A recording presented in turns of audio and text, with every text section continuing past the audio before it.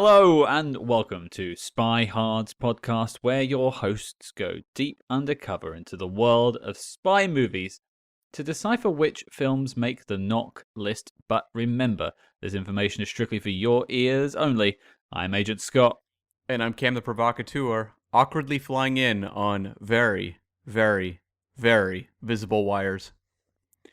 I can see you hanging from the ceiling, Cam. It's getting quite awkward. But you shouldn't be up in the skies, to be fair, because it's not good for men in this film, which I think we'll get into.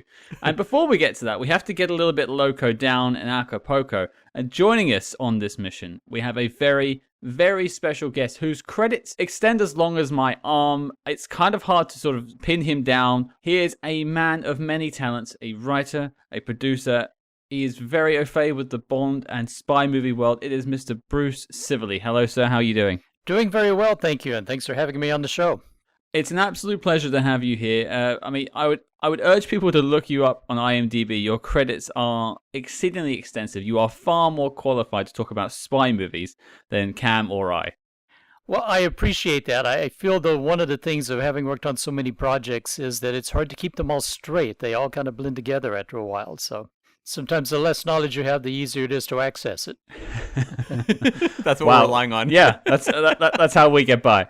But I think before we sort of drift into today's movie, today's topic, let's just quickly brush through your sort of backstory a little bit, because you've written books about Superman, about Batman, about James Bond, and about Matt Helm, which is this week's topic, as well as helping to produce the Bond documentaries on the sort of 2000 edition DVDs, as well as working on the Laserdiscs as well. Bruce, where does this love of spy movies start for you? I think it started as a kid growing up in North Alabama in the mid-1970s. I was around 10 years old, I guess, when Goldfinger came on TV. And seeing that for the first time just really wowed me, especially the scenes with the DB-5. So ever since then, I've been a fan of spy movies. And then later on, the Matt Helm movies would come on, the Our Man Flint movies. So I would watch any of them I could. I really enjoyed them. And I have a question. In like the 1970s, what does James Bond mean?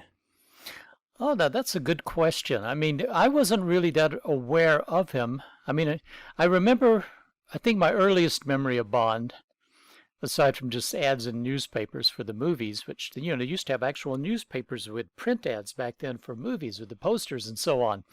But I remember seeing the TV ads for, vaguely remember, On Her Majesty's Secret Service and that little making of thing that came on after some CBS movie one night. And then I remember seeing the TV ads for Diamonds Are Forever. And thinking, well, that looks kind of neat. But I didn't actually see a Bond film until, as I say, Goldfinger came on TV. Because living out in the country, we didn't get out to movie theaters very much. I was 20 miles away from the nearest city. Mm-hmm. I was just curious because, when we interviewed Gloria Hendry a little ways back on the podcast and asked her, about when she was cast in Bond, what it meant. And she was saying, well, in like the 1970s, it wasn't like it is now. If you were cast in a Bond movie in the 2020s, it's a massive deal, but kind of that post-Connery period was a little uncertain, I suppose. Well, even the Connery period was a little uncertain in terms of the actresses appearing in them, because they didn't really go for top-name actresses. They were going for, women who were just starting to break in, or beauty contestant winners, and, that sort of thing. And, so you end up with a lot of them being revoiced and so on. And part of that, I think, was Cubby Broccoli, trying to keep the budgets in control somewhat and put the money on screen rather than spending it on big names, which, I've always said, as much as I'd love to have seen Sean Connery and On Her Majesty's Secret Service with Diana Rigg, if he had made that movie, it wouldn't have had Diana Rigg. Yeah. Because the only reason she's hired was because they needed an experienced person in that film to balance out Lazenby. But yeah, at that point, I think in the 70s, the Bond boom really hit mid-60s. I do remember as a kid having an odd job hand puppet with a sort of vinyl head and a little plastic body and a little plastic cap. I had no idea the bowler was supposed to chop people's heads off. I was like 6 when I had this. And I just liked it because, hey, it's a Chinese figure, and you didn't see many Chinese things in stores in Alabama at that time. I feel like we should bring that back and make it like a SpyHards thing on our Redbubble page. Just little hand puppets. Well, there was a Connery hand puppet, an odd job. They had ones from The Man from U.N.C.L.E. So, because my brother had the Elia Kuryakin one. So, yeah, it was a thing. But, by the 70s, I think the Bond boom was kind of waning. And you could sort of tell, the box office was going down a little bit after Majesties. You could tell that by how they went from being sort of widescreen movies with Thunderball and You Only Live Twice at Majesties to being, and Diamonds. And then Live and Let Die was, like a Academy ratio, Yeah. and Man with a Golden Gun. They were kind of smaller budgeted. Well, you heard it here first, folks. The Condor Man hand puppet is coming your way. You can stuff your hand right up Michael Crawford's backside whenever you like. What's scary, Scott, is that I was going to make the exact same joke about the exact same movie. We've been doing this too long. We have been doing this too long. But, Bruce, pivoting off slightly, but keeping it on track with Bond, because I mentioned the books, I mentioned the DVD extras that you did with John Cork. James Bond: The Legacy is a book you guys put out in 2002, which is sort of seen as one of the Bibles of Bond fans that go to, for knowledge and insight. And also those DVD specials, I think they're still used on Blu-ray releases now. They're very well made. I suppose the question I have for you, how did that sort of relationship with Eon and the Broccolis, how did that all come to be? For me, that came to be through knowing John Cork, and I met him in my sophomore year, I think, at USC, when we both sort of bonded over Bond. We were both big James Bond fans. We were both from Alabama. He's from Montgomery. I grew up on the Tennessee state line. But we met each other at USC. There was a few other friends of ours who were big James Bond fans. John had the old 1960s James Bond board game. We would actually spend all night long some nights when we were in college playing the James Bond board game, but with a twist where you had to answer a trivia question asked by the other player before you could make your move. So it was interesting. But John then went on to write The Long Walk Home, which is a very good movie with Whoopi Goldberg, Sissy Spacek, civil rights drama, which got him an agent, which got him a meeting with Barbara Broccoli, and he started working sort of behind the scenes on the Bond films a little bit. And then around that, not too long after that, he was involved in doing the laser discs for Thunderball and Goldfinger, and I helped out on that. He enlisted me for that. And about 4 years later, he calls me up and says, hey, they're doing DVDs now of all the Bond films up through, I think initially it was going to be License to Kill, and then we ultimately went through Tomorrow Never Dies, I believe, or The World Is Not Enough. Went through The World Is Not Enough, yeah. And he asked if I wanted to work on them, and I didn't have to think twice about that. I said, absolutely. And thus began a year and a half of working nearly 7 days a week, every waking moment a working moment. But we put in all that time because we were both fans and wanted to make those as good as we could get them. Well, I think the work still stands up now. They're still used as reference points. Again, much like the book you guys put out, they're what people go to for insight in James Bond, because behind the scenes stuff was really the invent of DVDs. Really, they were on some laser discs, but DVDs really made them popular, and that was for a lot of people their insight as to how films were made. So I think credit to the both of you for putting such wonderful pieces of sort of documentarian work on these films. Well, I appreciate that. And as I say, we put a lot of time and effort into them to try to get them as, I always say, when I go back and look at them now, I can see little mistakes here and there, things I wish I'd done differently. But, I feel like you just do the best job you can with the time and budget that you have, and then you have to let it go and move on to the next one. So you should hear our first few episodes. Oy. I am curious, when you were putting those docs together, was there any movie in particular that was the toughest one to kind of assemble the documentary on? The early ones were tough because they're around 1969 or so. I think they had done a sort of house cleaning at Pinewood and just destroyed a lot of the old behind-the-scenes footage and outtakes and so on, which is, heartbreaking now, but it's kind of like the BBC reusing their videotape and taping over classic episodes of the Peter Cushing Sherlock Holmes and Doctor Who and so on. But, back then no one had any idea that there would be any home market for movies. To the extent it existed, it was only Super 8 and 16 millimeter films that you paid a lot of money to get an edited down version of. So, but yeah, the early ones are tough. And then for me personally, one of the toughest to do was A View to a Kill, because in my opinion, I won't say it's the worst Bond film. It's the one I like the least. I do know Bond fans who enjoy it. My first. Yeah. Yeah. I can't defend it. I can't defend it. Yeah, I had to watch it like 7 times working on the DVDs. So it was tough. So you weren't happiest in the saddle. No, I was not. And somehow John seemed to be busy with working on some of the other ones, and things needed to get done on View to a Kill. Why don't you do that, Bruce? So. Well, pivoting over from like a franchise with such prestige like James Bond, where people are literally spending years putting documentaries together for them, we have one man, and that is you, Bruce, who have made a book about Matt Helm. And that is Booze, Bullets, and Broads, Behind the Scenes of Dean Martin's Matt Helm films of the 1960s, which is available now on Amazon. I've grabbed a copy. It's wonderful, very insightful, and it's basically the main reason why you're here today with us, because you literally wrote the book on Matt Helm.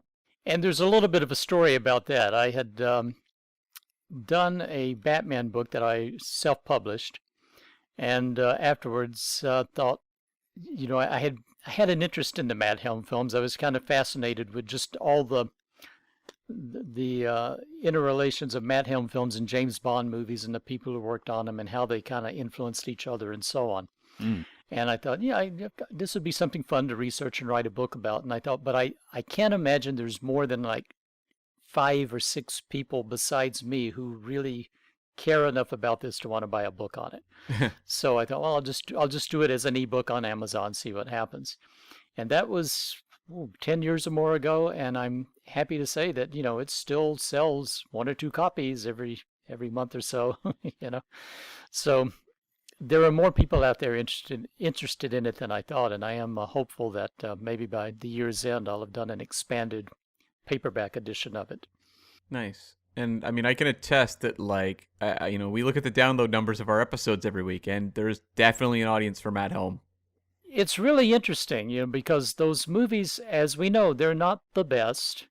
The books are quite good, but they are definitely not woke reading material. So, but I think... What are you talking about? The progressive as it could be. It's kind of interesting. I was writing about the movies. I kept thinking, here you have James Bond in his Aston Martin, and then you get Dean Martin as Matt Helm in a station wagon. It's like the unsexiest car possible. But going back and looking through my notes on the book and all that, it's like, Matt Helm in the books often used a station wagon as his means of transport. So it's not like the films were doing that on purpose necessarily. No, I think it was definitely a product of its time. But, I'm glad you've stepped forward and sort of put the book together, because there really isn't any other tome of information about Matt Helm. And I think anyone who has enjoyed our coverage of the films, who enjoys Dean Martin, who enjoys 60s spy films, I think it's worth picking up and just having a peruse through. You'll definitely learn a few things about Matt Helm. And speaking of Matt Helm, Cam, it's time for us to all drop our pants and salute.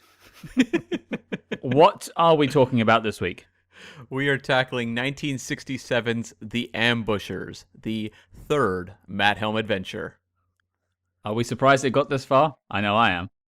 I don't know. I can kind of see it. 60s was a crazy time.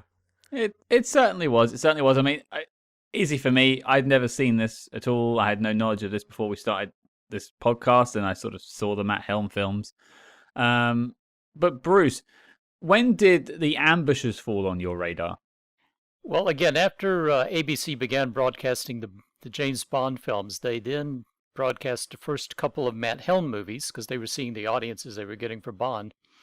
And also at that time, Dean Martin was still alive. He was still doing, I think he still had his TV show going in the mid-70s, or at least doing a lot of TV specials. And so there was definitely a bigger audience for it then. And CBS eventually broadcast the final two. So I saw them first on TV, just like I did with the Bond films.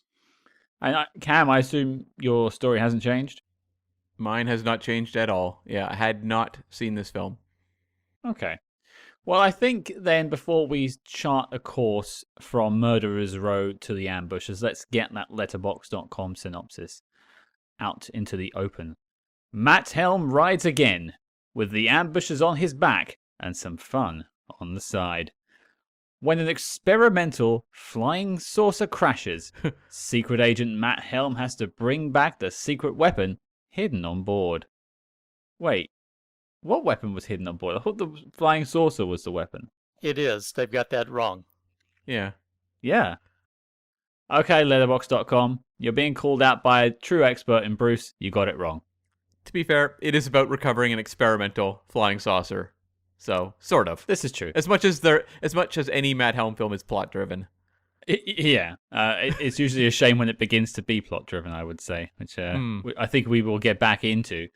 But Cam, how did we get ambushed? Well, and also we have, of course, a Matt Helm expert here. So, Bruce, feel free to jump in at any point. I'm probably going to throw to you for at least a couple details. But this was based on the sixth Donald Hamilton novel, which was published in 1963. And Bruce, I'm assuming you've read that novel? Back when I was doing the book, yes, I did. I haven't reread it for this podcast. But, what I will say about those Donald Hamilton novels, they are very well written. He was quite a good writer and had done some Westerns before the Matt Helms. I think one of them became The Big Country, the film. Mm-hmm.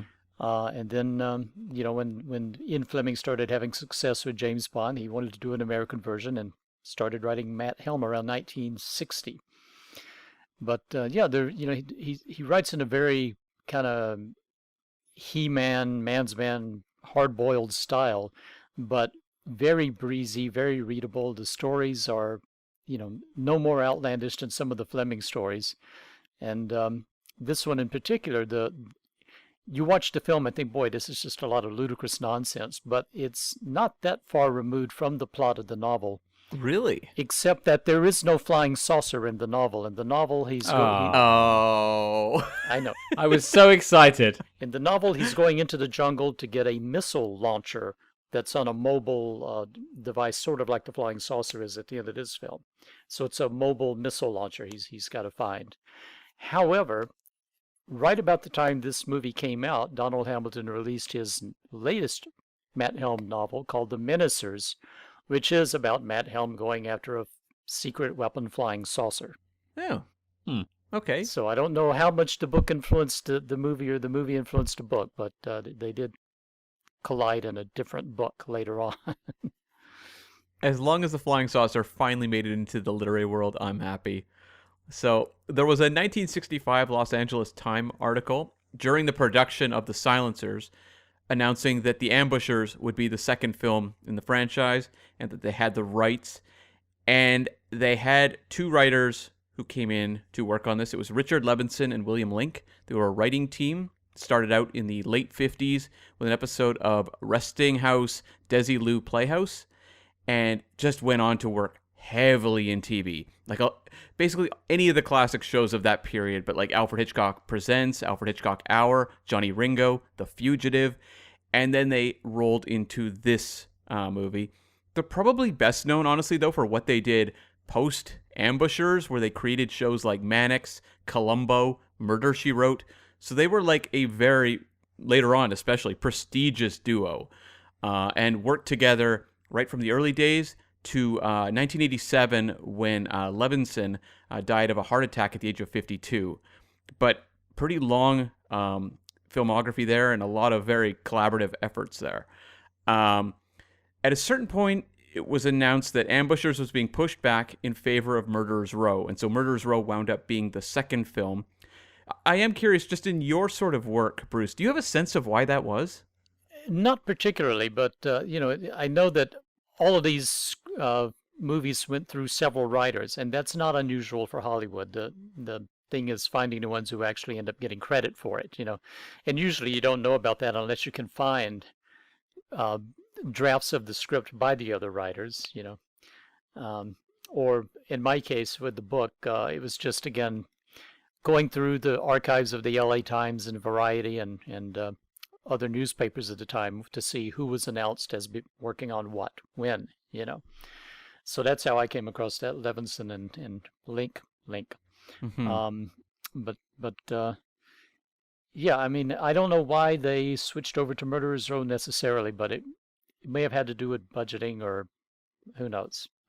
But this was all during the silences, because the silences advertises Murderer's Row at the end. So it's not like when like some of the James Bond films where they said James Bond will return in X, but it turns out to be Y. They do get it right every time in the Matt Helm films.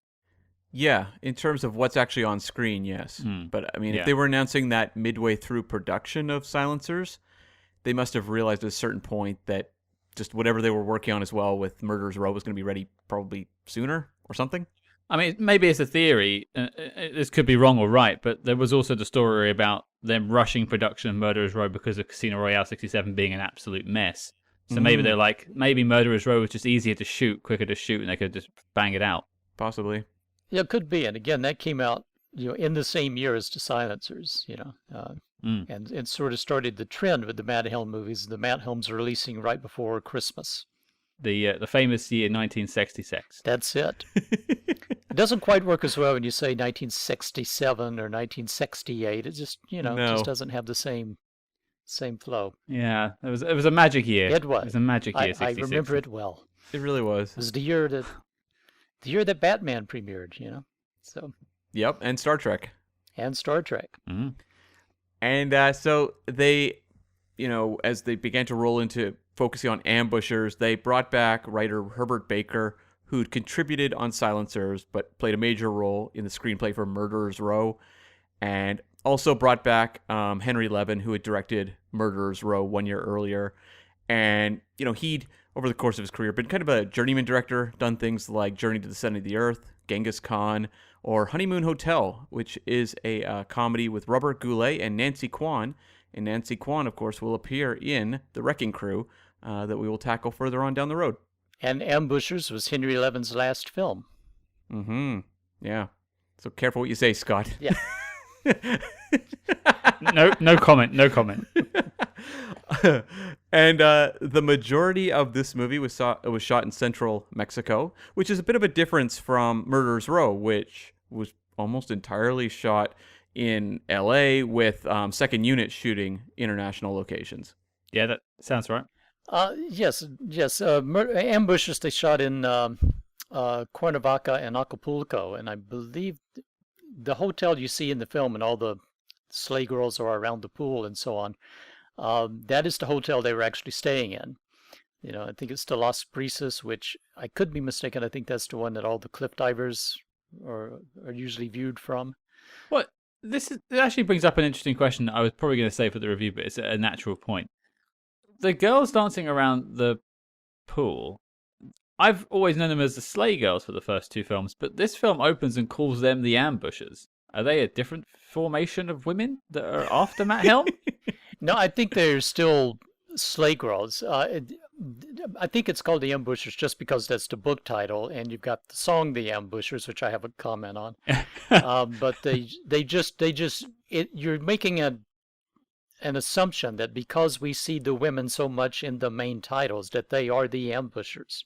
And the song kind of alludes to that the women will ambush you and all this kind of stuff, But I don't think they are, quote unquote, the ambushers in the world of the movie. They're still the sleigh girls. Interesting thing about that title song, though, if you watch the Coming Attractions trailer, they have a little bit of the theme song at the end. And it is not Boyce and Hart singing. Oh. And unless I'm mistaken, it's Frank Sinatra.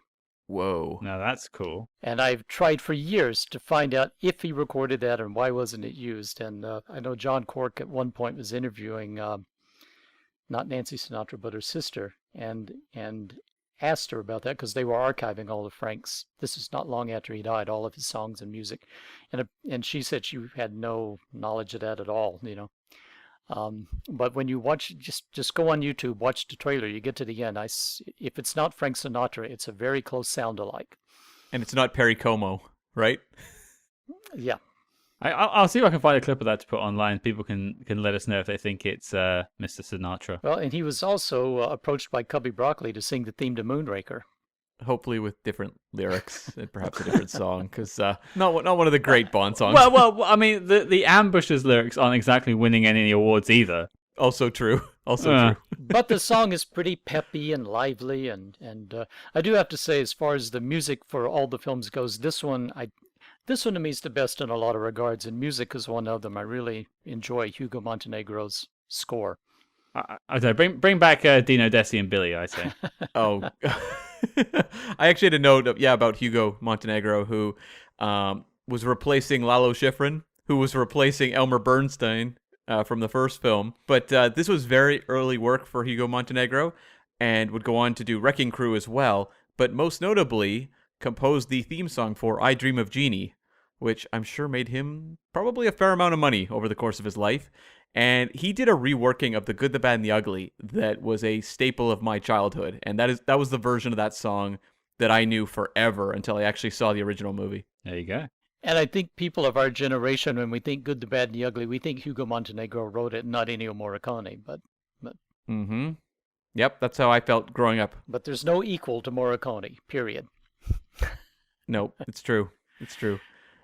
And there was a worldwide search that was conducted for this film. Fashion designer Oleg Cassini. Was it to find a plot? No. Oleg Cassini did an international search for 11 models to appear in The Ambushers and sport his new wave look fashions, which would be used as part of a promotional tie-in for the movie. I don't know that I could spot these new wave fashions in the movie, but I can say that Scott is sporting them right this moment. I'm ambushing you with it. Yeah, it's the first film that Cassini designed clothes for, and also supposedly designed the makeup and hair for the women as well. The part about the search for the women to play the sleigh girls and so on, most of them who appear in the film were some of them had been used before in the previous films. Some were fashion models that they hired. But I think that kind of falls into the same category as those ads that were put out, I think after Goldfinger, when they thought during Goldfinger, when they thought the next film would be On Her Majesty's Secret Service, and it was, ladies, be a Bond girl, Right. So they, it's more of a promotional thing than anything else. Well, even on the film poster, it says, "See the fabulous sleigh girls in Acapulco, dressed to kill by Cassini." Absolutely, yeah. They got a lot of promotion out of that because he was a very well-known fashion designer at the time. And they fit great, I have to say. Well, Gotta say. Some of the women who appeared in the film said they did not fit that well, and they didn't like wearing them, and he wanted them to not wear brassieres when they wore them, but some of them wore their swimsuits underneath. So yeah, if you ask the models, they might have something else to say. And of course, the models are also getting a little miffed because they were getting $35,000 to appear in the film and tied up for 5 or 6 weeks, when as fashion models they could make substantially more than that for a day's shoot. So so after a while they began getting a little tired of being on the film. Right, makes sense. And a note that I came across multiple times, maybe Bruce, you can explain this one, that the movie was originally going to be known as The Devastators. Is that true? They had announced that one of the next Helm films would be The Devastators, which I think is also the title of one of the novels. Mm-hmm. But no, it wasn't that The Ambushers is going to be known by that title. It's just that they were always announcing this title or that title, and then some of them got made, some of them didn't. Right. The Ministers didn't, The Devastators didn't, The Ravagers didn't. So. Okay, that makes sense. And so, yeah, the movie had a budget of $4 million. Domestically, it did $10 million, so over doubled its budget domestically. And the top 3 for the year, number 1 was The Graduate, number 2 was The Jungle Book, and number 3 was Guess Who's Coming to Dinner. It's a good year. And of those, I saw The Jungle Book in the theater at that time. Yeah, I was very, very young, about 5 years old. But out of the 3, The Graduate, best movie, absolutely. So. I think, I would agree with that. The Jungle Book was actually the first movie I ever saw in theaters as well. Small world. Wow. So. Yeah. Feeling left out, Scott? Yeah. No, actually, I'm not because I'm younger, so I'm happy. Mhm. And just a couple final notes. This movie marked the final turn by James Gregory as Mac. He was recast for the next film by John Larch. And Janice Rule, who is one of the leads in this movie, later called The Ambushers the worst movie she ever made. So she made some good stuff. Three Women is a masterpiece. So I have to go through her entire filmography to determine if I agree with her or not, but she had strong opinions on The Ambushers.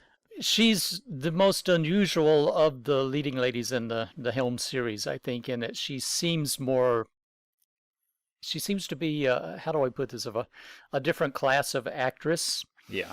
But she had been performing on Broadway as a singer-dancer until she sprained her ankle. Then she went into acting, studied at the Actors Institute, the Actors Studio, sorry.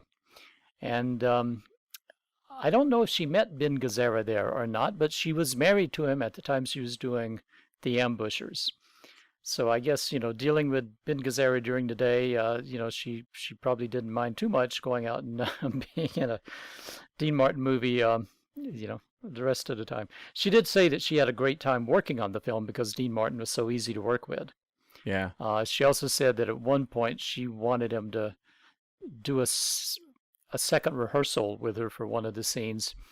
And he responded, well, you can rehearse by yourself at night, or you can rehearse with the director, but you're only going to get one rehearsal out of old Dino. And, it doesn't show in the film at all. That definitely tracks. Yeah. James Gregory, I'm not sure why he was replaced by John Larch, although he was getting, I think, better film offers around this time, so especially in like Western films, more substantive roles. This was also the last film for Beverly Adams as Lovey Craves It. Because it was during the promotion of this film in London that she met Vidal Sassoon and decided she was going to retire from acting and raise a family. I get it. I would have retired with him too. in my Cassini outfit. Oh, yes. Your new wave look. Yeah. Okay, folks, it's time for your physical. Let's talk about it. It's Ambushers time. Bruce, you're our guest. What do you think about the Ambushers in the year 2023? Well, I have to say, first off, when I saw these films originally, I really enjoyed them as quirky and odd and kind of low budget, almost TV quality as they are compared to Bond. They get by, all of these films get by on the persona of Dean Martin.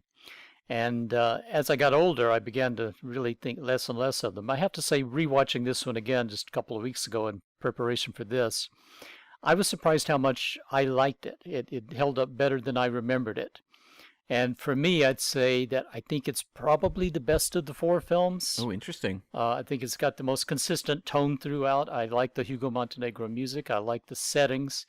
Even though a lot of it is definitely, studio bound. It's like Star Trek level production design here of, that Acapulco scene's definitely shot on a soundstage, But I also think just in terms of the villain, this has the best villain for me of any of them. And Albert Salmi is the best actor playing a villain. I think he is really creepy in this film. And, he's an interesting guy who had been a private detective early in his career until the detective agency he was working for said all their agents needed to carry guns, and he didn't want to do that, so he quit and became an actor. Yet, ironically, he ended in 1990 shooting and killing his estranged wife and then killing himself. Yeah, I came across that. So his aversion to guns didn't last forever. So good grief, that's a bad end to the guy. It is, yeah, but again, watching him in the film, I think he's got this very kind of simian way of walking, and the little tinted sunglasses and kind of Mo Howard haircut and all that. He's just a bizarre-looking guy, and the fact too that in the backstory he has raped Sheila Summers, and seems intent on doing it again at the end. He's a really nasty piece of work. Whereas Carl Malden to me is almost, yes, he's a supervillain, but he'd be a nice guy to sit down and have dinner with, And Victor Buono, the least said about Victor Buono, the better, because it's just, yeah. He's a good actor, but Yes. boy, not in that role. Yeah. Agreed on that one. Yeah. It's a tough one because I didn't really want to bring up that topic about what he had done in a sense, but I think it's an important thing to briefly touch on because I think it makes him completely evil, irreparably evil. There is no coming back. Whereas, as you say, Carl Malden is basically a mustache twirling Bond villain, and much as the chap in the first one was, there's some questionable choices with that. Again, he was basically just a Blofeld-esque. Stock villain, basically, yeah. Yeah, He's a cartoon. yeah. I'm going to destroy the world villain. Yeah, exactly. I mean, in a sense, I understand them trying to do something different here and giving them an edge. I'm not sure they needed to go that far, but I suppose they don't like outright say what he did, but it is very much heavily alluded to. Yeah, and in the novel, the villain in the novel had a different name, I believe. But yeah, he had also tortured Sheila Summers. It's not. I'm not sure if it's been so long since I read it. I can't remember if it's specifically rape, but he had definitely tortured her in the past, and that's part of the reason she wants to be involved in the mission to get her revenge on him. So, in a way, it's kind of like synthesizing what the serious tone of the book into the film in a way, which I actually hadn't appreciated until you brought it up there. So that's interesting to do that. But Cam, do you mind if I jump in with this one? Go nuts. I did, watching this film. Uh-oh. I enjoyed the first two. I'm not saying they were home runs, but they were fun science fiction, if you will, from the 60s. This has just gone completely off the rails, off of the side of the coast onto the beach. I mean, this film, to me, is as creaky as the wires holding up that flying saucer. And I couldn't get past it. I just, both times viewing it, I just felt that this was such a subpar version of a Matt Helm story. Like, it felt like they weren't trying. Like, there was, because there's this Dean Martin charm. I spoke about it last time. He is a charming guy. He has this, I mean, he's doing these pretty, like, questioning behavior towards women sometimes in the films, but you always feel like there's a good intention behind it, and he's a safe person to be around, and I genuinely seems like a nice guy. He always sort of portrays that. There's always a sense that like Dean Martin is like winking at everyone in the audience, male or female, and being like, Yeah. I know this is ridiculous. This is ridiculous, right? Well, it happens in this film when he gets picked up by that girl on the moped, and it's like grab onto something. It's like Yeah. yeah. But breaking the fourth wall, as they say. Yeah, so for me, the Dean Martin charm still kept me through the film. He is always fun to be around, but it felt like the rest of the film was on life support, and I just struggled with it. Whereas I could go back and watch those first two films pretty harmlessly, a nice way to spend a couple of hours in an afternoon. This one, I just don't think I'd ever go back to. I really struggled with it. Cam, what did you think? I think I fall somewhere in the middle, in that for me, there's elements of this one that are as strong, if not the strongest of the franchise so far for me in this watch, going through, at least for my first time. I also appreciated that this one didn't feel as much like a replica of the Silencers as Murderers Row did. It felt like it was doing some different things. You know, we can talk about, say, like the villain and the treatment of, you know, the Sheila Summers character and how that's a little uncomfortable in terms of meshing tones, but it feels a little different. Like they had a different angle they were looking to tackle a Matt Helm adventure with, versus Murderers Row really felt like they just looked at the Silencers and said, copy that one. And I like that from this one, that it felt a little different. For me, where this one struggled was pacing issues. I found like the new characters were interesting to me, but it didn't feel like the kind of overall caper they were involved in had any propulsion to it whatsoever. And is this the longest one we've tackled so far, Scott? I feel like it is, but Bruce might be able to correct me on that. Is this the longest of the Matt Helms? I am not sure. I know Wrecking Crew is longer, but I think that this one was longer than Silencers and Murderers Row, maybe? Even if by just a couple minutes. This is actually not the longest. Oh, really? Murderers Row is the longest. Well, Wrecking Crew is the longest, but Murderers Row is the second longest. Okay. Yeah, I mean, to me, this one just felt the longest to me in terms of Sure. pacing. And so often I have conversations with people who will grumble about, oh, the new Avatar is 3 hours or whatever. And I'll say, like, it's not how long the movie is, it's how it's paced. You can watch a 3-hour movie that flies by, and you can watch like a 90-minute movie that feels like an eternity. This one, to me, just did not have even the zip of the previous two, even though I liked what it was doing a lot of the time. And there's a number of elements to it that when we talk about likes, I'm going to be very positive on. But for me overall, just as a viewing experience, sitting down for just under 2 hours to watch a Matt Helm adventure, this one didn't grab me, I would say, as much as the previous two. And I'd say I didn't really have as much fun with this one than I did the last two. I did at times. At times, Okay. it was about equal. It's just that overall, it didn't have... Like, the first one, especially to me, it got a little draggy once you got to kind of the villain lair stuff. Sure. But by and large, it felt a little bit like a Matt Helm party. Whereas, like, this one, the party had some lulls. Yeah. Although I will note there is some continuity between the silencers and the ambushes. Okay. They both feature big red throbbing things. It's back, baby. That is true. I was going to say, I think that's going in the book when I write it now, when I redo it. Oh, Yeah. Give us a quote. We love it. We love it. But they didn't like recycle, say, like the bed tilting into the pool again. Like, I like that they dropped some of the staples. They didn't do the bed tilting into the pool, and they also, this is the only one I think that doesn't have the song parodies. Maybe if it had the song parodies, that would have picked the pace up for you. But I made a comment about these at one point that I'd forgotten about till John Cork reminded me of it. It's like, I didn't know I said this, but he claims I did. Where he says, I said to him at some point that when you watch the Matt Helm movies, it's the nearest equivalent isn't like the James Bond films or anything like that. It's Elvis movies. Right. Sure. Because the Elvis movies are their own genre and they get by on the persona of the main character who, no matter what his name is, it's Elvis.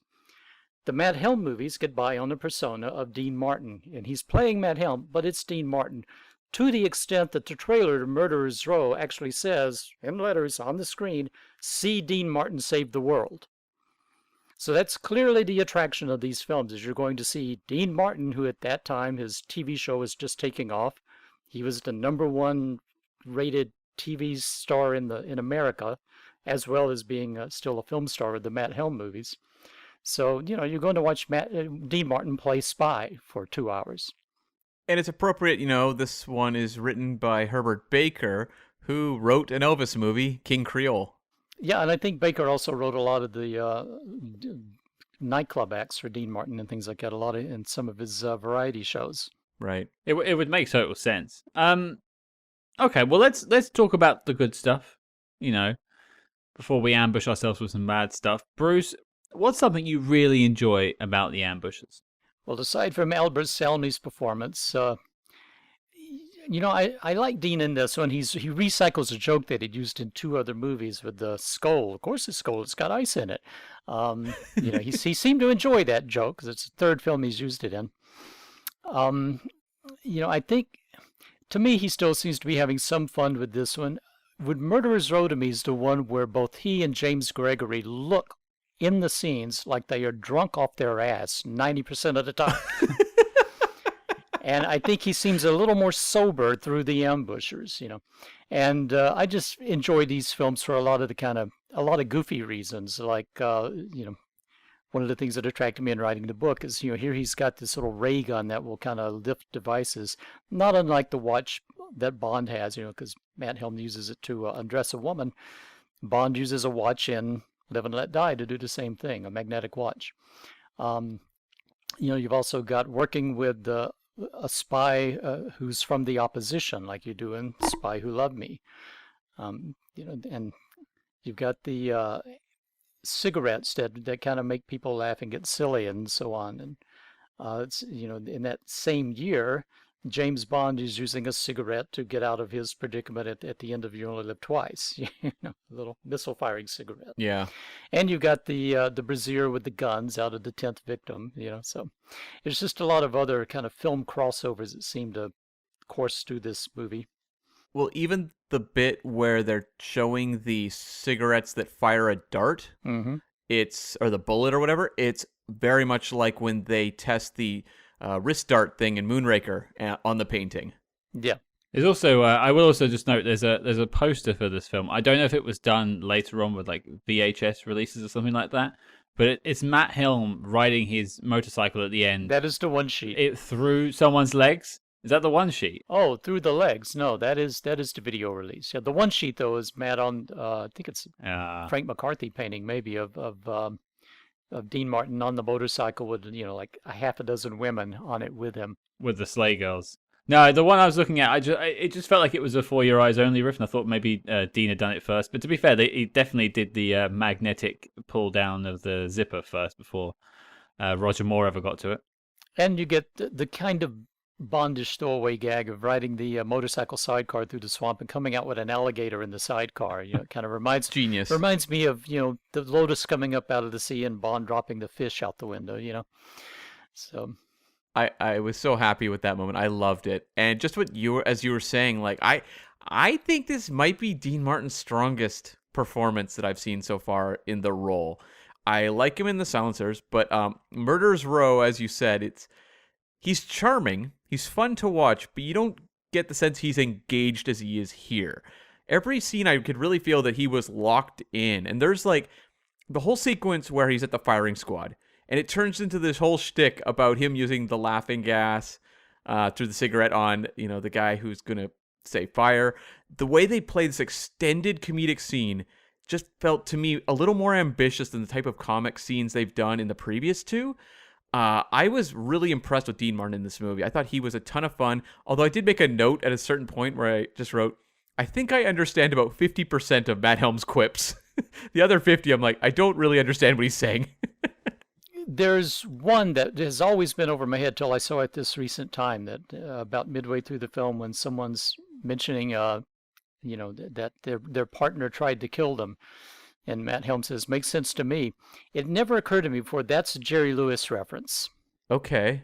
Can you give some context? What's the... Because Dean Martin and Jerry Lewis were the hottest comedy team on TV and Vegas back in the 1950s and had a pretty acrimonious breakup. And, Yep. So... your partner's trying to kill you. That makes sense. Oh, okay. Yeah. I had several of those moments in this film, but I've had that since the first film when he did there's the three people in the police station. He names them, and I've never seen the show that he's referencing. Yeah, I can't remember what that is now. Sorry, but no, I can't remember that gag. But yeah, it's a whole thing. But yeah, there are definitely some dated. I say dated of their time references in this film. Yeah, I mean there are certain slogans that an audience today wouldn't get because or throwaway lines because they're referencing slogans from cigarette ads and beer commercials and things like that. So yeah, if you're not well versed in the culture of the 1960s, a lot of it would be over your head. Mm. This did have one of the funniest exchanges I think in the series so far, though, when he's by the pool and there's the woman who's kind of giving him the alluring eyes, and the guy next to him says, "You don't want anything to do with her." And Matt Helm goes, "Why not?" And he goes, "I'm her husband." Yeah. And just like walks away. I thought that was like remarkably funny for like a lot of the time the comedy in Matt Helm films I find is kind of more of the groan-inducing material, right, which can be fun. Like I've enjoyed my experiences the previous two times, but it's the kind of thing where you kind of like roll your eyes. But I thought that was actually like a really well-timed and funny quip. Yeah, I felt so too. I really, really enjoyed that moment. And as you say, yeah, for me, there's still a lot of groaners here, particularly when Matt's at the rehabilitation center, not unlike Thunderball. Where with all the, I don't know, with all the jokes involving women. Definitely, I think women of this era would have a very hard time sitting through these films. I would agree with that. I think women of the 1960s era would have problems sitting through this film, let alone now. You're probably correct. Yeah. But I think you have to take these films really as a time capsule. I don't think you can sort of put today's morality on them. Oh, absolutely. I don't think they would really work at all. I think you'd go insane if you tried. Yeah. I mean, we did the Goldfoot films. We're already slightly insane, but not that far. Yeah, I always say you really can't judge the actions of the past by the moralities of today. It's fool's errand. No. So But Cam, I'll throw it to you. Something you liked from the film. Yeah, I thought some of the action in this movie was actually really well done, which that has been one of my complaints, not just with Helms, but some of the other kind of Bond inspired spy films of the 60s where once you get to the action stuff, it can feel like a real drag and kind of slow paced.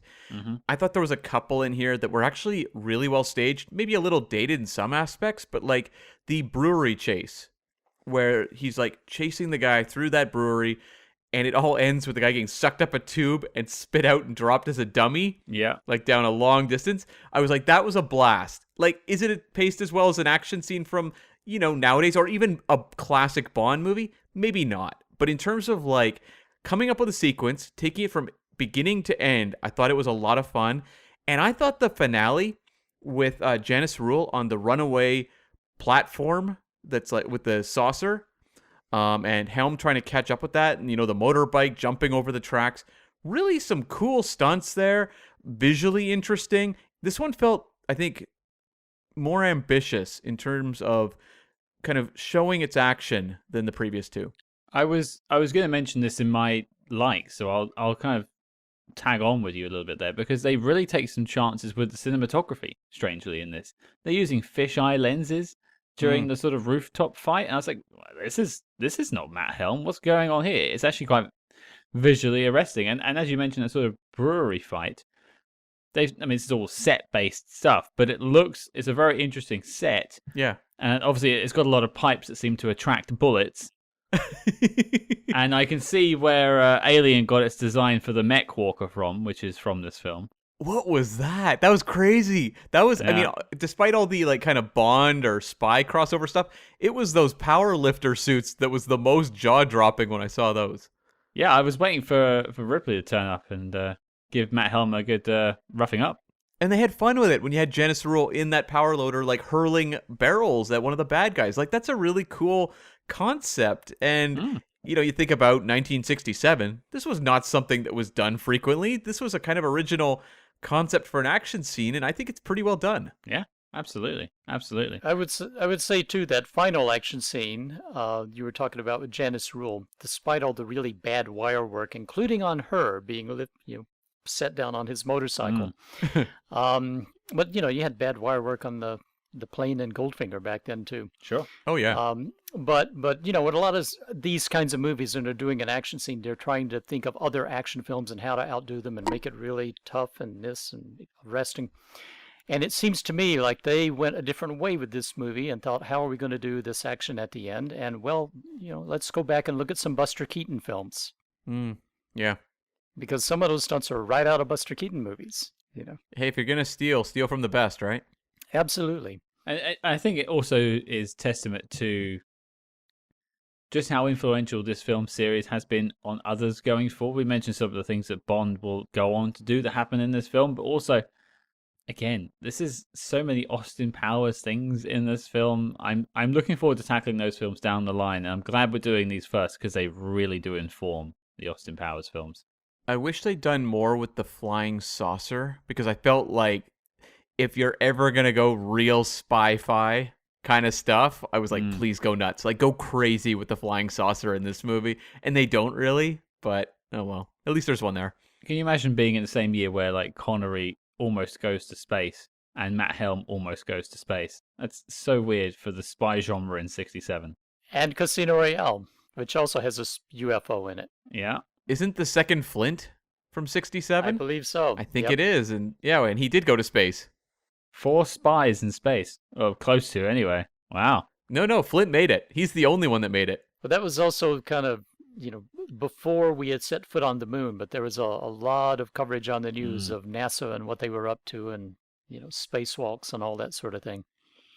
So it was very much in the zeitgeist then. For sure. I just wanted to, you both kind of tackled my major likes. Bruce, you also sort of mentioned the gadgets. I did get a little chuckle out of the candid brassiere. If we look back in Murderer's Row, the only way for old Mac to get in contact with Dino was to go in the old bottle of booze. This time he's on the lady's bra because, of course, that's where Matt Helm is going to be. Definitely. And the booze is now his mouthwash. Yes, That's true. Now with only 36% more calorie. No. Cavities. Now with only 36% more cavities. Thank you. Yes, cavities. But I suppose the only thing I'll throw out is it is always a delight to hang out in Matt Helm's world. Like I know you may or may not like the sort of training sequence / spa that he's at the beginning, but like that's where I had a lot of the fun, was just seeing how bizarre that world is that Matt Helm lives in, and how he's, especially like the training sequence on the train Yeah, when they're doing spy training. It's like swapping seats, and that was cool. a lady is eating a boiled egg that sounds like she's crunching on, I don't know, something that isn't a boiled egg. Very strange. The folly noises in that made me cringe a little bit. I don't like ASMR, so hearing that old lady munch on an egg for about 4 minutes, didn't do anything for me there. But yeah, great just to see just the bizarre world of ice. I was fascinated by that rehab center where it's like a lot of like playful hijinks, but then also like Sheila Summers running out in a straitjacket With white hair. and with like white makeup Yep. on her face. I was like, what is going on? And it's, again, in its sort of Elvis movie aspect, in the very beginning, we get Dean's latest hit, Everybody Loves Somebody, which is reprised at the end when he's with, I think, Sheila Summers at the end. And not only is he with the woman there and you hear the song playing, no, it's not Sheila Summers, whoever it is. Not only do you hear the song playing at the end, you see right behind him, right over his shoulder, prominent in the frame, Yeah. the latest Dean Martin album. Yeah. It doesn't miss a beat, does it? It doesn't, but it still gets a good old Frank Sinatra stab in there as well, which I appreciate. Yeah, And a Perry Como one as well. yeah. But they're not even trying to hide the fact that, oh, yeah, this is Dean Martin, and yeah, he's playing Matt Helm, and, this is a universe where both can coexist. We interrupt this program to bring you a special report. Calling all agents. Independent podcasting, much like the spy game, requires considerable resources, whether it's research, equipment, hosting, or of course constructing a top secret volcano lair. We're putting out the call for your support. That's right. As you may know, we've activated the SpyHards Patreon, home of our ever-growing lineup of Agents in the Field episodes where we decode non-spy films from your favorite spy actors and full film commentaries with more intel than a Basil exposition briefing.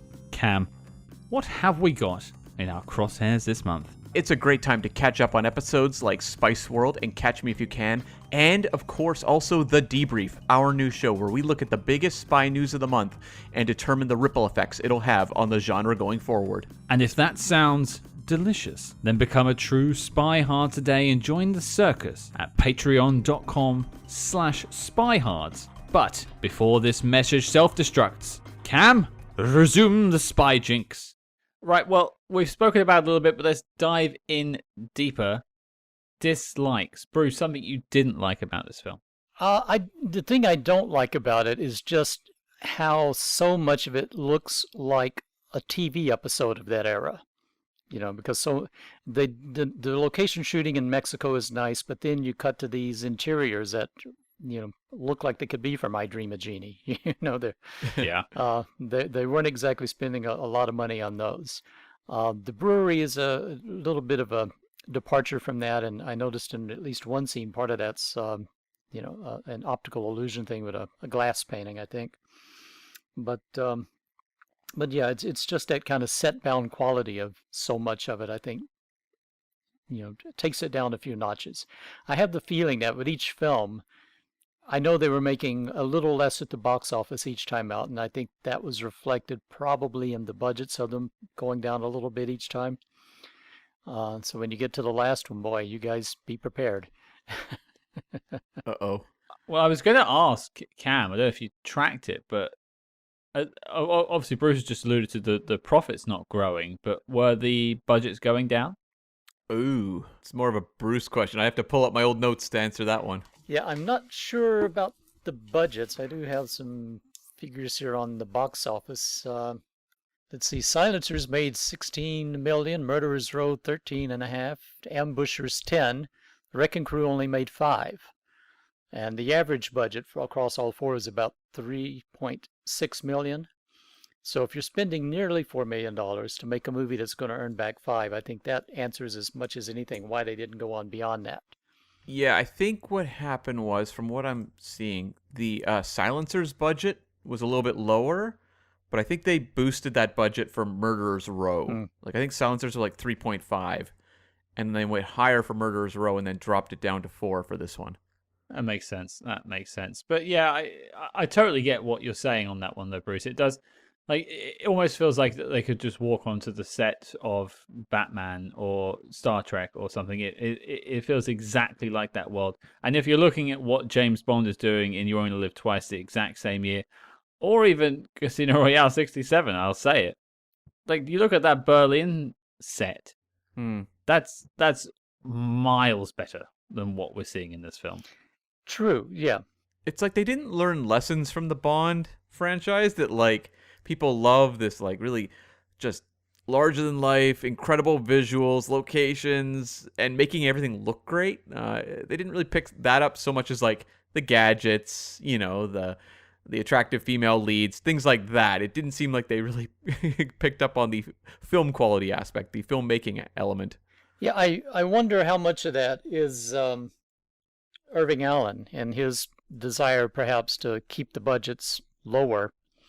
Because I know he was involved in several other projects at the same time. He did Cromwell, of all things. Oh, right, yeah. But right after this one, he produced another spy movie. Man, I just blanked on the name of it. Hammerhead, I think. Yeah, Hammerhead, yeah. Oh, yeah. With Vince Edwards, yeah. Vince Edwards, whose wife appears in this one in the beginning. Yeah, I remember seeing Hammerhead years ago on CBS Late Movie or something like that. Not a very good film. A little more serious, but again has the obviously shot on a lower budget problem, you know.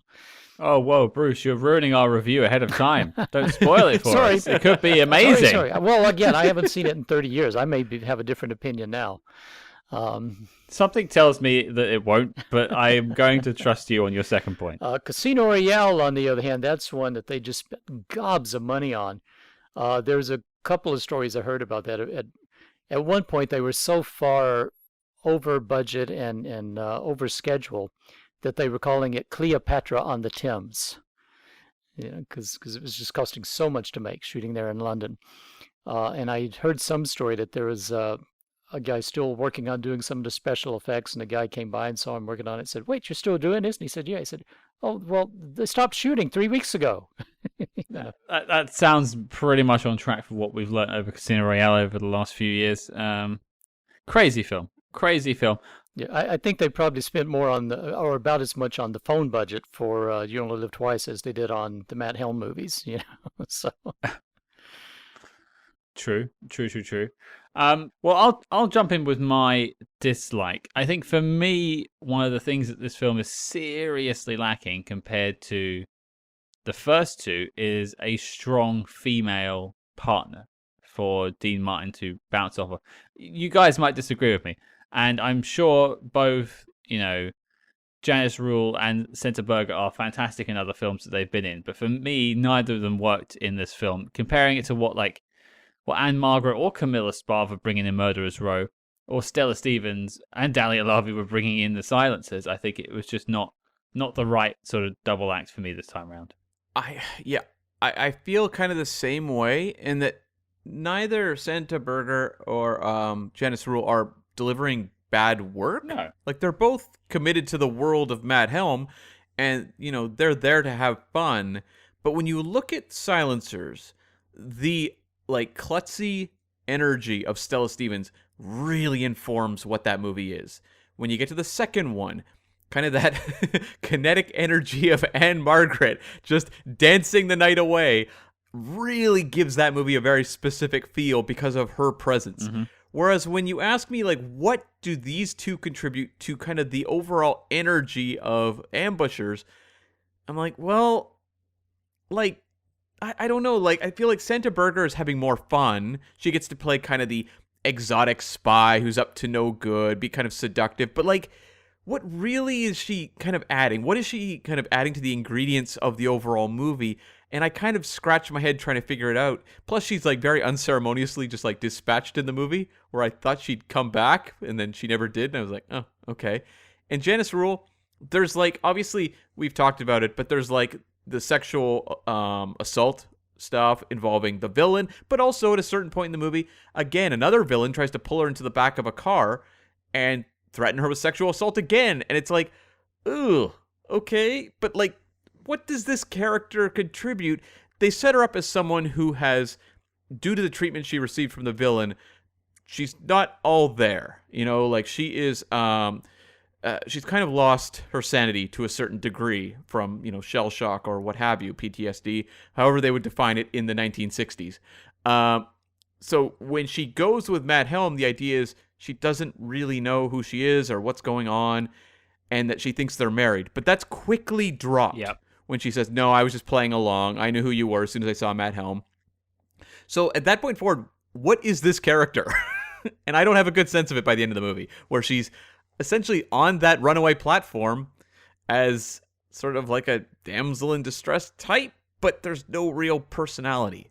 But she's also meant to be like the best pilot that ICE have, a very competent agent herself. Which they don't do anything with. Why is she not flying around in that flying saucer at the end? Why does she not save Matt and they both fly off? She's the Holly Goodhead of the ambushers. You know, I have to agree with you on most of those points there. My problem with Janice Rule is I'm sure she's a wonderful actress, wonderful dramatic actress. It takes a special kind of persona, I think, to play a female role in one of these films. And, you know, Dahlia Lobby nails it every time, you know, where she's fantastic, taking it just seriously enough to make what she's doing believable, but also having a hell of a good time doing it. And that comes across. And with Janice Rule, I think she's a very good actress. I think maybe she's having fun on the set, but she doesn't have that spark that, you know, Anne Margaret has in Murderer's Row. Of course, Anne Margaret has spark in everything she does, you know, even though she's a good dramatic actress as well. I was going to say, like, with those two names that we said, Stella Stevens and Anne Margaret sort of being the lead females in both films, their energy level is so much higher than Dean Martin's. They bring up the pace. They bring up the energy of the film. Whereas I think Senta Berger is doing the whole sort of cool spy, double agent, not sure what she's going to do. And Janice Rule is sort of, despite being a very well sort of put together spy who's should be equaling Matt Helm, is sort of insinuated as she can, is playing sort of the doting housewife through most of the film. That's true.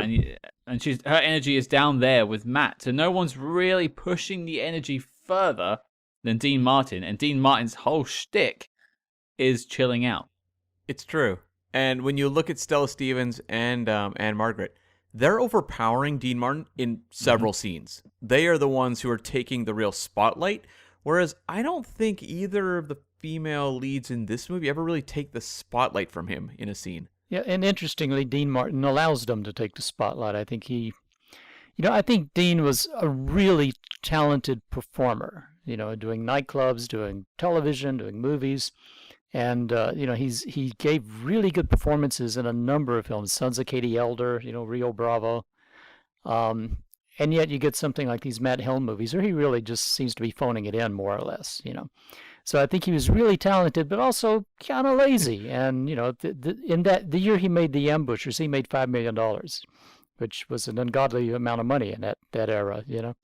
Yeah, again, that's from TV performances, nightclub performances, and the films, you know. Well, there's the whole, like, you only live twice argument, again, same year, with, is Sean bored? Is he not engaged in this film or not? And I always come down on, he's engaged in the film. He's just a spy who's confident and doesn't need to be overexcited all the time. I don't think Dean Martin's bored in these films. I think he's having as much a good time as Dean Martin can have, but he's not being stretched, whereas Rio Bravo would be a very good example of him actually stretching his acting wings. But yeah, it's a shame, I think, with the females of this film, the lead one certainly anyway. Cam, did you have a dislike for us? Well, I mean, honestly, you kind of took the one that I was really thinking there, but in terms of pace for me, and I feel like a broken record because this has come up with the previous two Matt Helms. Sure. Where once it kind of turns to the villain plot and spends a lot of time on it, it kind of, to me, just starts to drag. And this villain plot, I love the theft of the flying saucer. I think that's genius. And the way they're paying off, with these dudes turning into like throbbing red figures running around screaming. I'm like, perfect. That's great. It's when they kind of tie all the kind of intrigue that's secondary to what the villain's up to. The idea that he wants to, run basically a bidding auction, and then he's sold it anyway to like an Asian buyer for like a whole bunch of money. The whole lead up to that is obscured. They want you to sit there and try to figure out what the villain's up to. I feel like this is the wrong series for that. Like, I am more than happy to sit there and try and figure out what the villain is up to in like a Le Carre-like spy story or something, or even a more ambitious Bond film, say like a Casino Royale or something. Sure. The 2006 one, not the 67 one. That one, you definitely have to think about it to figure out what he's up to, but not to the movie's credit. But these movies, they are such like a just showpiece for gags. Like, you are showing up just to have fun with the characters. It's like Austin Powers doesn't ask me to sit there and listen to Dr. Evil stretch out a villainous plot for like 40 minutes of obscured motivation stuff. It's like, just give me a very basic concept, like a stolen UFO. I'm happy. Now just give me like 90 minutes of racing through it to get to a big conflict over the saucer. Perfect. I wish they'd learned that lesson. So you're saying this film would be improved if Albert Salmi sung Just the Two of Us? I mean, any movie would be improved by that. But yeah, who do you sing it to in this one? You didn't think that through, did you? I didn't. I'll go with Dino, because why not? At least he could sing back. Okay, sure. I saved that, didn't I? I saved that one. Yeah. Or maybe it's better if it's him and like one of his henchmen. The guy maybe, who keeps saluting him. Kurt Kasznar, perhaps? Yeah. And the two of them are being levitated at the time and are floating through the air singing it to one another. On highly visible wires. Obviously. Definitely, yeah. Yeah. Making castles in the sky. I didn't want to let us go without mentioning a big thing that annoyed me in this film, and I think it's where the seams are starting to show with the budget, and that is the god-awful rear projection. Yeah. I mean, that motorcycle chase is rough at the end. Like, I'm pretty sure you can see the seams of the rear projection. Like, it's along with the strings flying by as well. Like, it was a bad few minutes, I think. It wasn't great in the previous two either, the rear projection. It was not uncommon in movies back then for a lot of films to have bad. I mean, the Bond films of the early 60s, I think, have pretty rough rear projection too. But, Actually, yeah, You Only Live Twice from the same year has some terrible rear projection. Well, Thunderball Bond landing in the jetpack. And Thunderball on the boat. How dare you?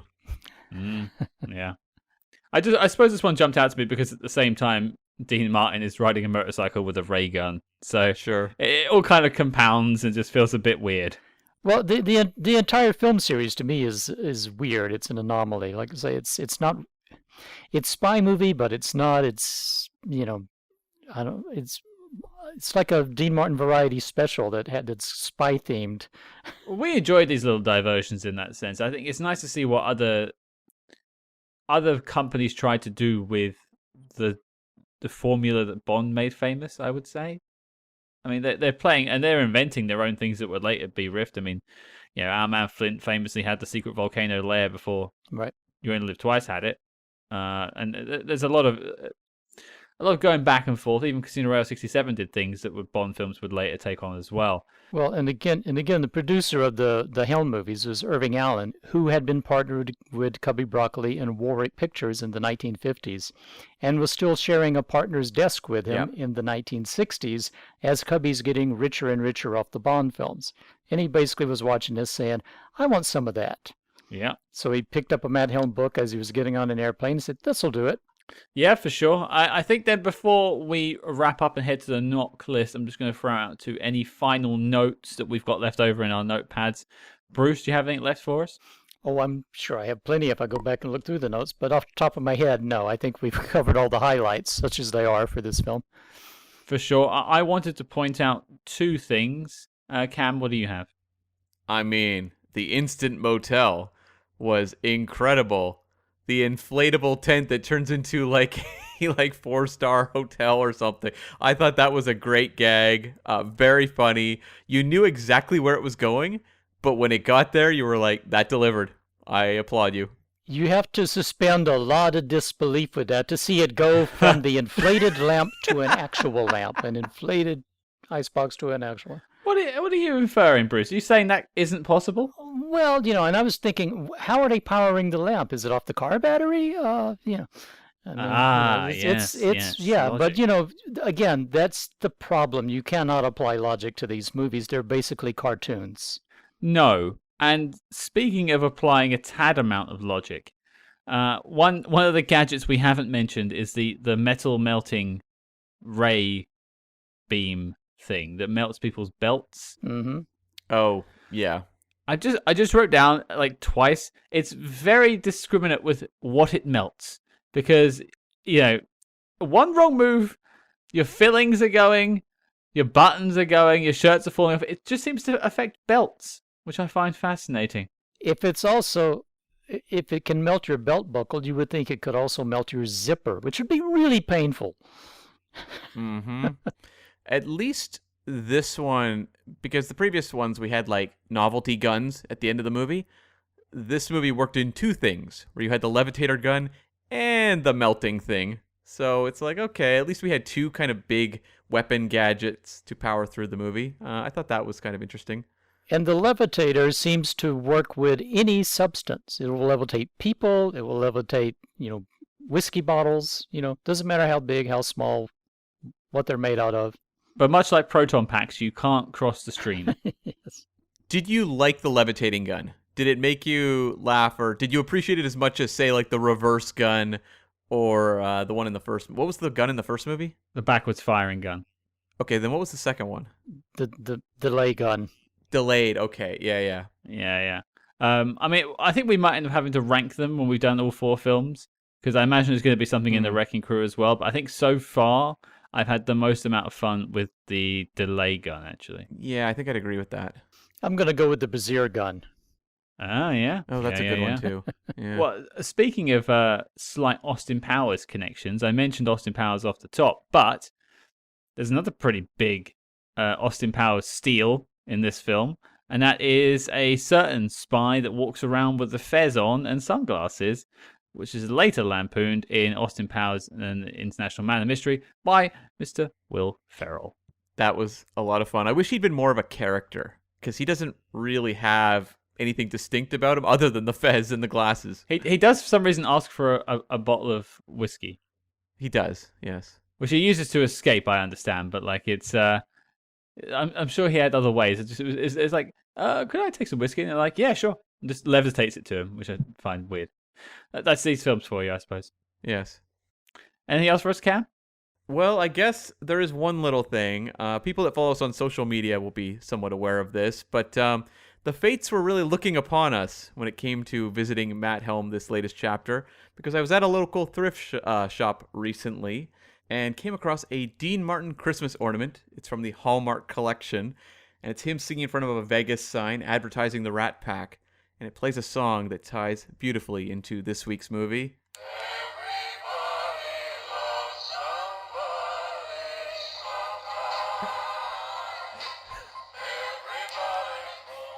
Anyhow, I'm going to turn that off before we get a takedown notice from the owners of that music.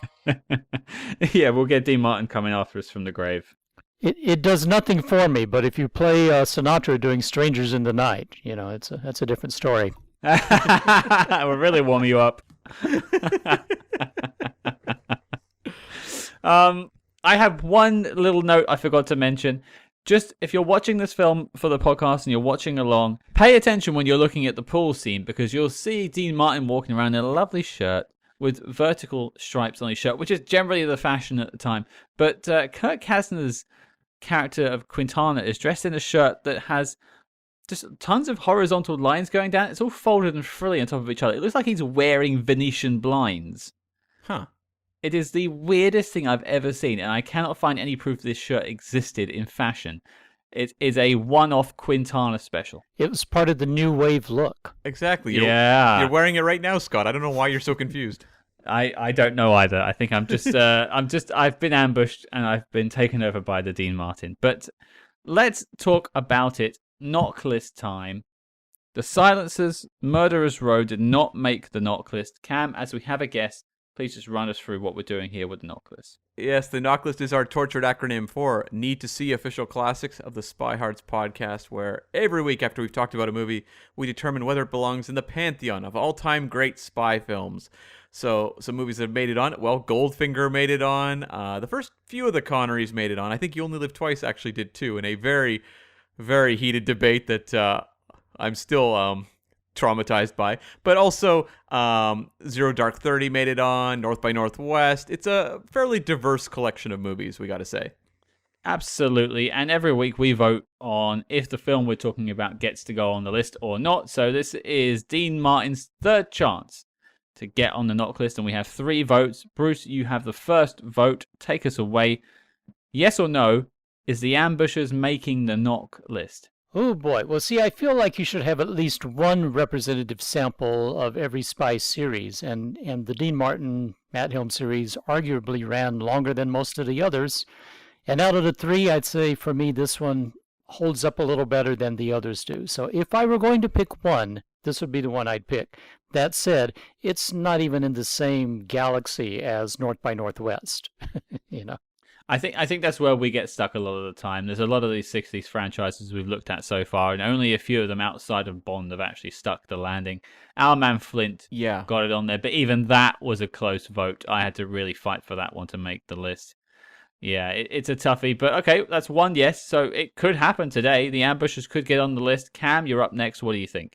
I'm a no on this one. I just preferred Silencers. I think Silencers is the superior movie, even though I liked some of the elements. But this one just, as we talked about, the female leads and for me, the pace, it just kind of holds this one back. It is tough when you talk about a knock list with some of these 60s ones, though, like as Bruce kind of indicated there, where it's like a lot of them aren't great.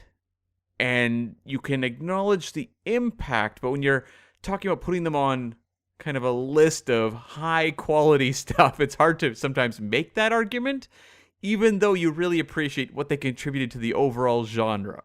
So like, I kind of, in a way, instead of looking at it by series, I kind of look at it by just the era, and I feel better about, say, like Our Man Flint than I do about at least the Ambushers. I mean, a lot of people are still quite sad about the Liquidator not making the list, I have to say. Rod Taylor really missed out a chance there. Yeah. But one yes, one no. It's all to play for. It's actually nice that my vote means something. But if you've been listening along, you're probably going to know where this is going, because this is the one I had the most amount of trouble watching. I agree with Cam. I think The Silencers was the most successful and probably so far had the most amount of chance of sticking the landing. And even then we had some problems with the film. So it's going to be a no from me. I think this is the most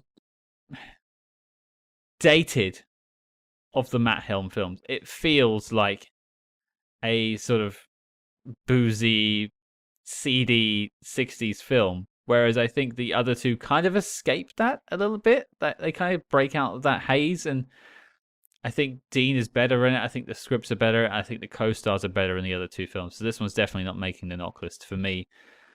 We're sorry, Bruce. You got your vote for yes, but there was 2 votes against it. So as such, The Ambushers is not making the knock list. But the dossier on The Ambushers is complete and filed as classified. Bruce, what a champion. Soldiering through technical issues and watching The Ambushers once again for us. We humbly thank you for taking the time to speak to us.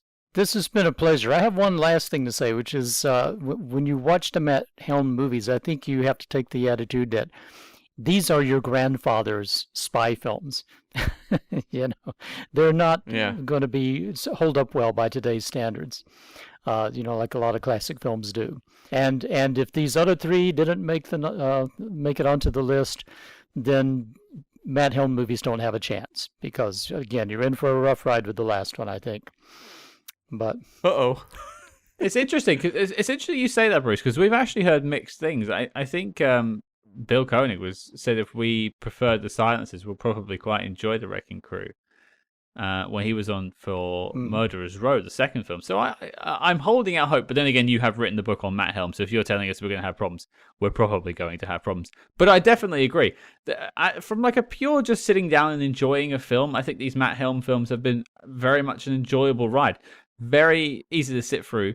Very easy to hang out with Dean Martin. Much better than like the Goldfoots, for instance. They were punishment. This isn't punishment. This is hanging out with Dean Martin, boozing around Las Vegas and hearing him tell stories about the Rat Pack. Basically, sign me up. To me, these are a lot like David Lynch movies in that I like a lot of David Lynch's movies. I like them as I'm watching them. I often don't feel like I need to ever watch them again, and I certainly couldn't recommend them to anyone because it's such a kind of personal experience you have in it when you watch it.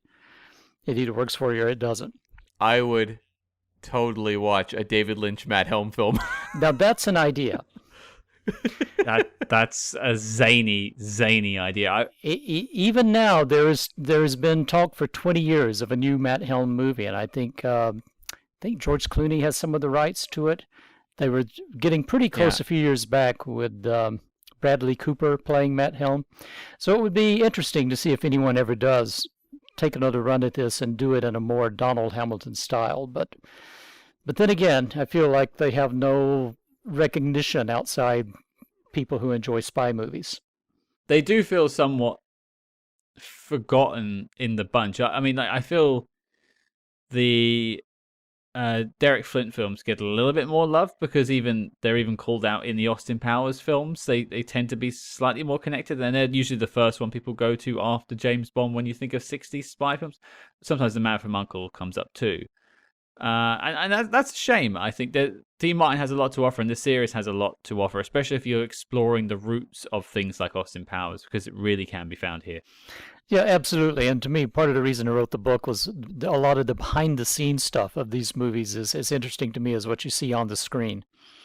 You know, and again, how just how they impacted the Bond films. I think if Dean Martin hadn't been making these films, Sean Connery probably would have kept playing Bond after You Only Live Twice for a little while longer. For sure. Well, Bruce, before we let you go, we're going to put links to everything in the show notes below so people can find the book. But, you know, what are you working on at the moment, and where can people find more from you online? Well, I do have a website, brucecivally.com, that I don't update as often as I should. Since last June, I've started I actually resuscitated a publishing company to when I used to do the Batman book and the Matt Helm book called Henry Gray Publishing. You can go to henrygraypublishing.com, where I've published my latest novel, which is The Last Stage, about the final days of Wyatt Earp. But I'm also publishing novels by my other writer friends because I happen to know a lot of writers who have those novels stuffed away in the bottom drawer and never did anything with them, you know. So we're trying to get them out there so people can read them. Perfect. Well, we'll put links to everything in the show notes below. People can go find out more about your books. And if you are a fan of the Matt Helm films, I would definitely recommend picking up your book. It's given me the research I needed for this film, and we'll be using it for the Wrecking Crew, no doubt at all. So thank you for that, Bruce, and thank you for your time. Thank you very much for inviting me on. I've had a blast. Well, there you go, folks. That was our chat on The Ambushers. 3 Matt Helm films down. No knock list yet, but it could still happen. You never know. But Cam, the question goes to you. What are we talking about next week? Well, we've been talking about 60s secret agents, and we're going to jump over to an icon, Sean Connery, who of course was James Bond, but we're going to look at 1990's Russia House, based on the John le Carré novel. I'm looking forward to this one. This is going to be our second le Carré. It's been a while since we tackled The Little Drummer Girl, so I'm looking forward to a revisit to the author's world, and hopefully a better one. Yes, hopefully an improvement from the Diane Keaton film. That still haunts my dreams. That is a tough one to go back to. So hopefully it's a step up, but it's got Sean in it, and we have a fantastic guest lined up for us next week as well. So your mission, folks, should you choose to accept it, is to join us next week as we watch 1990's Russia House. And if you like what you heard on this show, please consider leaving us a 5-star review wherever you get your podcasts. And do not forget to follow us discreetly on social media at SpyHards, that's SpyHards, on Facebook, Twitter, and Instagram. But until next week, listeners, remember, Matt Helm is good for what ails you.